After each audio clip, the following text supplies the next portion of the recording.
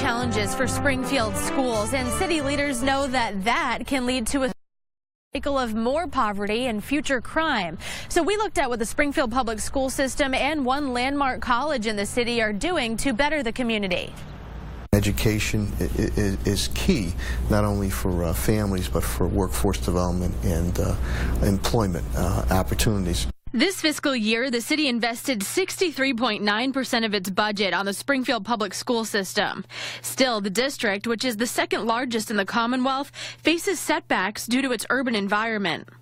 I'd say poverty is the greatest challenge, but a lot of times our poorest families also have the language barrier as well. 58 languages are spoken in the schools. At one time, some Springfield schools were failing, ranking the lowest in the state and threatening the district from being taken over by the state. But Superintendent Daniel Warwick found ways to improve. It's been a huge effort. We've put graduation coaches in every high school. We have complete online credit recovery programs available for kids during the day and in the evening. We made our summer and night school free so kids could have access, because in a poor community, a lot of our kids couldn't access the credit recovery vehicle in summer and night school because they couldn't pay for it. He said the graduation rate is up 10% in the last 5 years, now to 68.8%. And the dropout rate was cut to 4.9%, the best improvement in the Commonwealth. Talking about the arrests in the schools, we've cut the arrests down to the schools from almost 500 to 80 last year. So do we have police in the schools? We have school resource officers, but it's been a very positive experience. Springfield is the first in Massachusetts to offer free breakfast to all students in every classroom, even high schools, all funded by the USDA. There's been a lot of studies and research. If a youngster comes to school hungry, they end up going home sick more often, they're not as focused. So even the achievement rates when they've done studies increase. But it's just the right thing, right way for a student to start a day. They're also pioneering a new education experience with the Springfield Empowerment Zone partnership. 8 participating schools serving more than 4,400 students combine the best practices of a traditional public school and a charter school. The result? The schools have autonomy from the district, setting their own school day times and writing their own curricula, for example. The end goal for all district students isn't just graduation, but jobs, especially ones with those leading economic engines in our region, like CRRC and MGM Springfield. We have over 100 kids at Putnam right now that are actually working in jobs on their Voc Week in local businesses.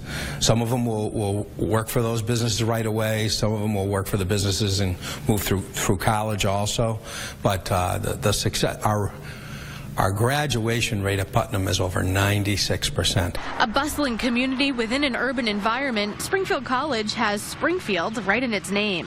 I believe that a college or a university that is sitting amongst a neighborhood really has a responsibility to the community that shares the name and shares the zip code. And so from my perspective, it's a relationship from day one.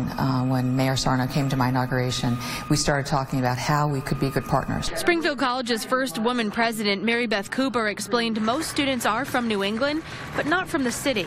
A small percentage of Springfield students. We'd like to have more. We try to do a lot of recruiting in this area. But the school is contributing back into the community. Students are helping neighbors by providing healthy cooking classes, offering stroke survivor clinics, building a baseball field with disability accessibility for neighborhood kids, and working on safety solutions. And making sure that our blue lights work, and making sure that we've got police officers or public safety officers walking the campus. The campus officers carry guns mainly as a deterrent to would-be criminals. Cooper lives on campus with her family. When things do happen in the surrounding area, they are aware of it because it's right next to it.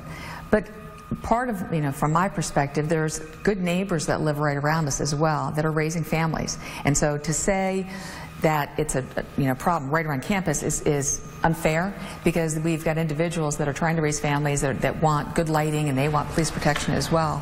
And so I think working with them has been, from our perspective, an important thing to do, because they want to be safe as well.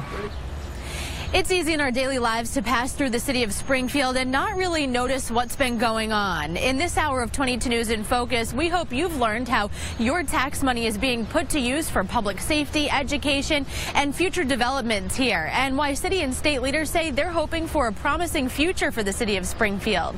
That's our program for today. I'm your host, Kate Walsh. We hope you enjoyed it, and we hope that you watch it in full at any time on our website at WWLP.com. From all of us here at 22 News, have a wonderful